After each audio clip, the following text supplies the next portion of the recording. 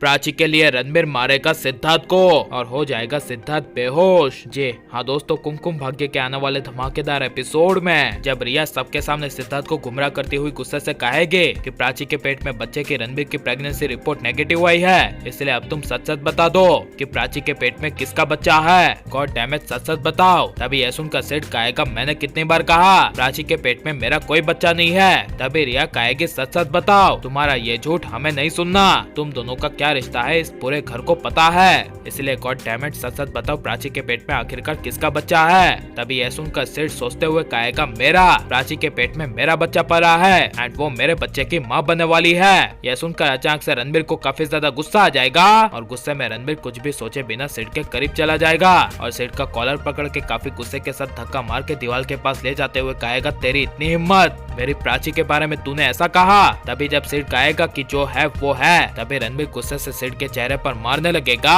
And गुस्से से सेठ का चेहरा दीवार पर पटकेगा और ज्यादा गुस्से से मारते हुए कहेगा कि सेठ मेरे भाई, तू भाई के ही लायक नहीं है। मैंने सोचा था कि मैं अपना पूरा पास्ट भुलाकर तुझे माफ करके अपना भाई बना लूं, लेकिन तूने साबित कर ही दिया कि तू एक भाई के लायक है ही नहीं। तभी जब रणबीर बहुत ज्यादा सेठ को खून से लथपथ करके मारेगा, उसी वक्त पीछे से विक्रम रणबीर को कंट्रोल कर लेगा, लेकिन तब तक सेठ बेहोश हो चुका होगा। इसी वजह से जब रणबीर काफी गुस्से से प्राची के सामने देखेगा और प्राची इमोशनली रणबीर को देखेगी और कहेगी कि रणबीर मेरे पेट में तुम्हारा ही बच्चा है, कसम से मेरा कोई सेठ के साथ रिश्ता नहीं है। तभी यह सुनकर रणबीर एक पल के लिए कुछ बोल नहीं पाएगा और कुछ भी बोले बिना प्राची के करीब जाएगा और प्राची के चेहरे पर हाथ रखते हुए कहेगा हाँ प्राची, चाहे सेठ या फिर खुद डॉक्टर भी मुझे क्यों ना कह दे कि तुम्हारे पेट में किसी और का बच्चा है, मैं उस पर विश्वास नहीं करूंगा क्योंकि मुझे प्राची सिर्फ तुम पर भरोसा है। यह सुनकर प्राची रणबीर को गले लगा लेगी, लेकिन तभी रणबीर अचानक से प्राची को अपने से दूर कर देगा और चुपचाप कुछ भी बोले बिना अपने कमरे में चला जाएगा